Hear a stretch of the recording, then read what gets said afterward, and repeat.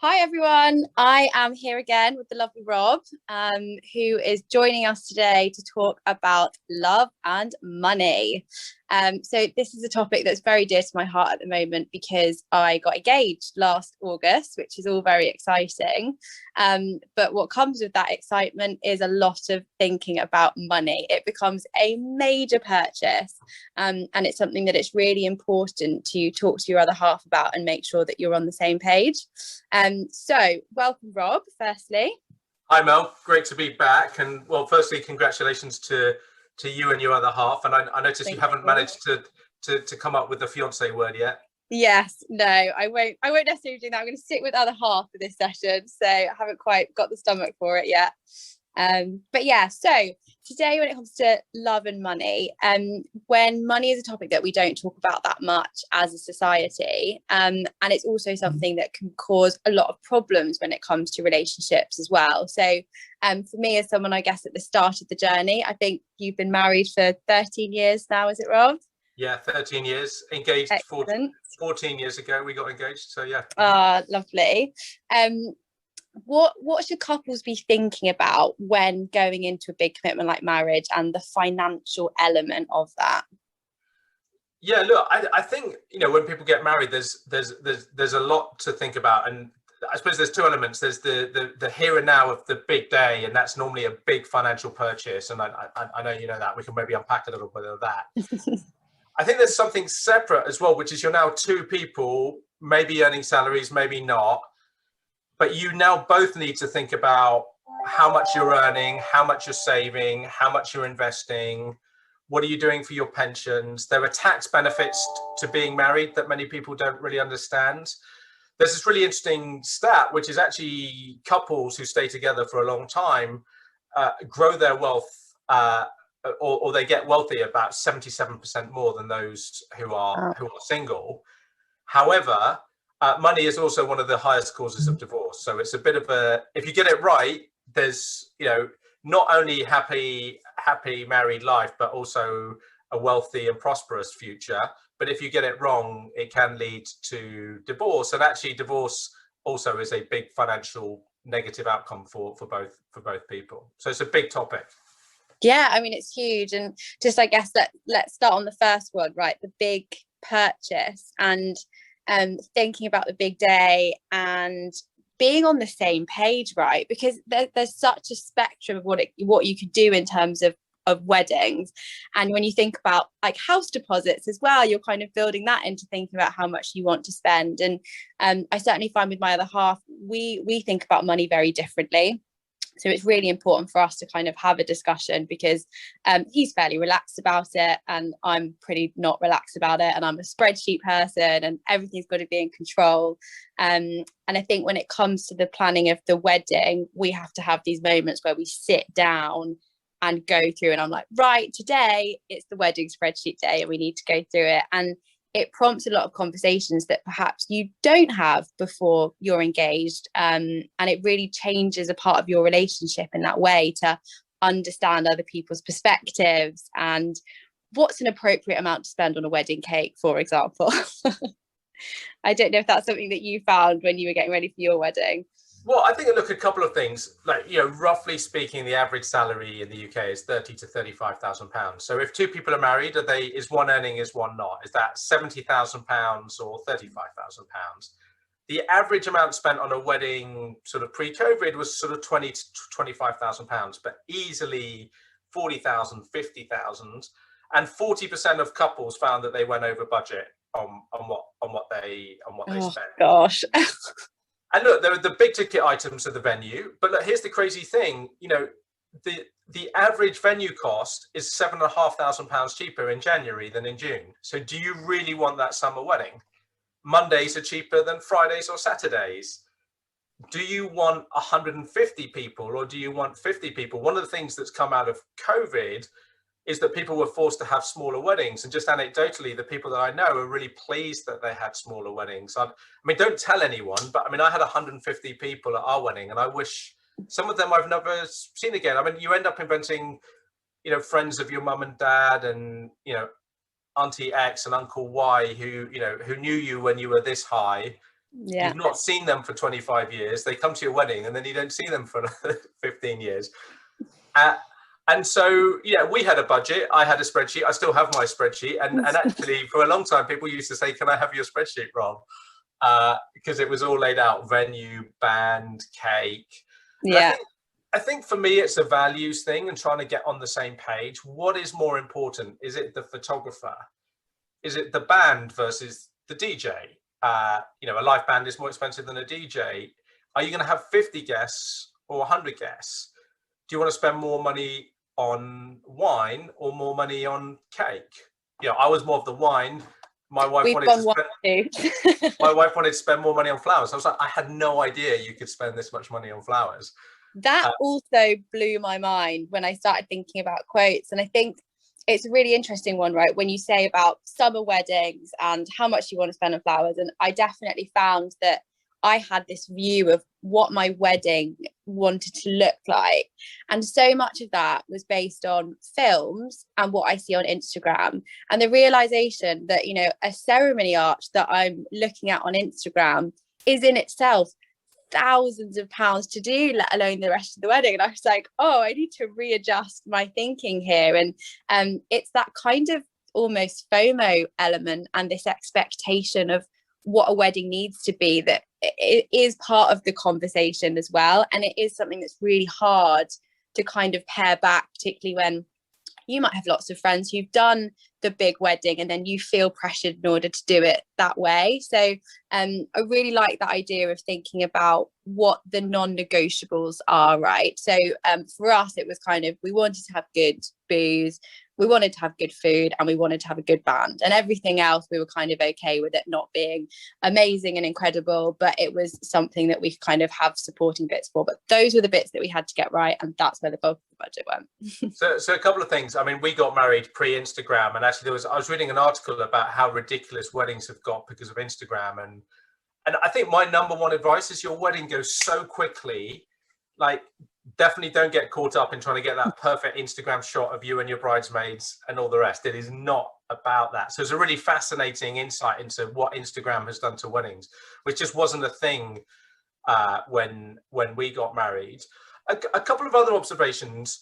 One of the challenges, and I don't know if this is the thing now, but quite often parents want to get involved. We were really clear we didn't want any money from our parents because it was a control thing, because we wanted the wedding to be our way and we wanted to set the terms and conditions, not the terms, but you know what I mean? We wanted to define how the wedding is.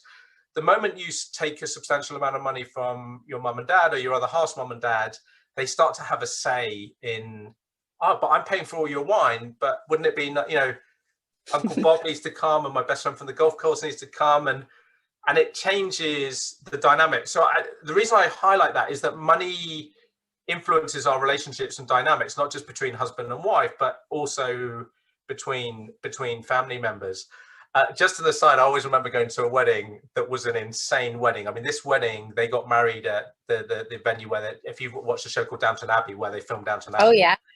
And I swear we were all playing wedding bingo because they had everything. They had the plane that flew over, they had the cars, they had the fireworks. It was literally like someone had taken the wedding thing and just gone tick all, tick, tick, tick, tick, tick, tick, the live band, the DJ. Don't get me wrong, it was an amazing wedding to be at, but it did feel like literally they had just selected everything on the wedding list. That's the wedding that you want to attend, not the wedding you want to pay for. Yeah. Nice.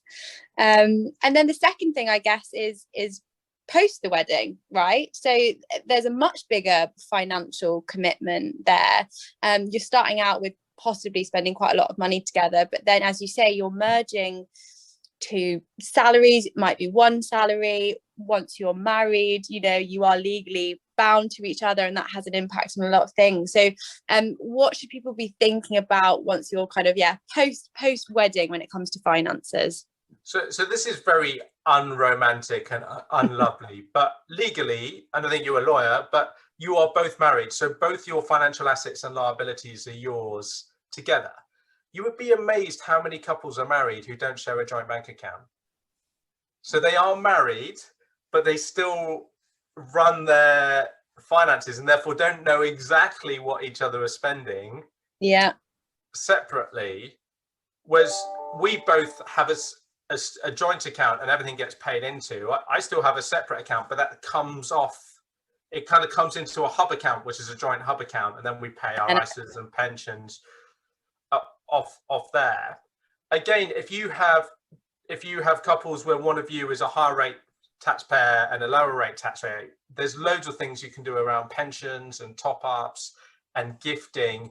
So there's some quite savvy financial planning that you can do that aren't necessarily about next week or next month or next year, but are definitely about 10 years, 20 years from now, and when you get retired. And look, the sad truth is that for women, there is a massive pensions gap. So not only is there a gender pay gap in earning careers, women will run out of money on average in the UK 12 and a half years before they die. And it's about 10 years for men. And that 2.5 year difference is a because women live longer. So that's a good thing.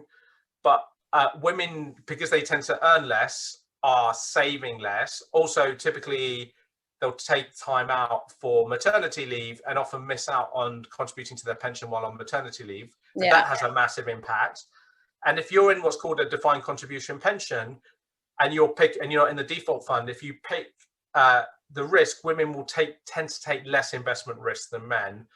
And just over 40 years, those things will make a big difference to your retirement outcome. So, the amount of times I've said to friends, often where the husband tends to be earning, a higher rate tax amount of money, and the wife is earning has a salary, which is, I'm like, are you topping up your wife's pension? Did you know you can, actually you can pay in up to the amount that they've earned that year in pensions, and you can really change their pensions, and it's free money. And if you think of it as your money, not my money and her money, or the other way around, it's a mindset thing. So for me, it's a big shift in mindset, and I'm not sure many couples make that transition from, the wedding day in itself is just a day.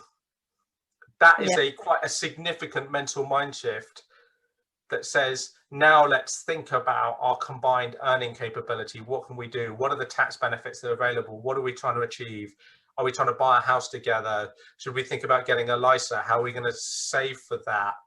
Yeah. If you get it right, though, you can compound your wealth so much faster than on your own, but it doesn't happen by accident.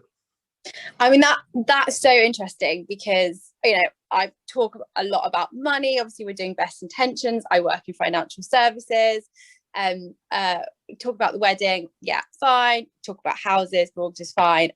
It hasn't even crossed my mind, the kind of tax benefits of what it means once we sign this contract. And it's so funny what, society puts value on and what is front of mind. And actually, you're so right, the power of the compounding, the amount of wealth that you can create together is so much more than you would be able to do separately. And it's also one of those things where, again, because we don't talk about money that much, I've got friends who are married and I've never had a conversation with them about, okay, what do you do? How do you take advantage of what the government has to offer? And have you got a joint bank account, and how are you running it? And this is why it's so important to talk about. This is why we do things like this, to share that knowledge and help people understand that there are so much more than you can be doing than just kind of putting your money aside and then kind of letting it go and getting eaten up by inflation, and really, really taking advantage of investing over time as well. Look, at the end of the day, in economic terms, a family or a household is an economic unit. So you have the economic unit, that's the firm, but you have the family, and you are an economic unit. And if you think about it, does your company have a CFO and a group treasurer? Of course it does. It would be insane not to. Someone needs to carry out the group treasury and CFO function in your relationship. That sounds very functional and completely unromantic, but the amount of value. So we always joke, my wife is just so good. Every year she reviews all of our insurance. Every year we save £500 just from shopping around and renewing. I hate that stuff. I'm like an admin phobic person. But that's £500 that you can put in a LISA. I'm really good at, hey, 6th of April, you'll top up our LISAs. Let's go on, do our LISAs, top it up. Yeah. Let's do that. Have we thought about our pensions? So between us, we're good at different things, but I think the point is doing it together. And look, I don't want to be morbid, but God forbid something bad happens to one of you too. The amount of horror stories I've heard, either in divorce or when something tragic has happened, where the other partner just doesn't understand money, even where it is, or the bank accounts, because that's something generally the husband has always taken care of. And it is just, I think you owe it to yourself never to be in that position where you don't understand where the money is, where's it going, what's set up. And the oldest trick in the book often on divorce is that women often miss out because they don't understand the value of the man's pension. And the lawyers will often miss that, and it's a bit of a trick. No one wants to go into marriage wanting to get divorced, but know that in extremis, when it all goes wrong, probably the starting point is 50-50. And if you start with that starting point, it's actually a really healthy mindset to go, well, if it's 50-50, we want to grow this together as quickly as possible, and we want to build as much wealth and prosperity together. So it's very much a double-edged sword, but people don't have the conversation. And as you just said, you've probably never had the conversation with your friends either. No, exactly. And that's something that I definitely want to do more of. I think that's actually us out of time for today, which is great. Thank you so much, Rob, for all of your time and listening to me chat about my wedding spreadsheets and love and what it means to be married. I think it's a really important topic, and the financial side of getting married is not something that should be overlooked. If you've got any questions, you want to chat about it, head over to bestintentions.life. Or Rob, if people want to get in touch with you, what's the best way for them to do that? I'm on Instagram or LinkedIn, so that's probably the best way. Perfect. All right. Thanks so much, Rob. Chat to you soon. Thanks, Mel. Cheers.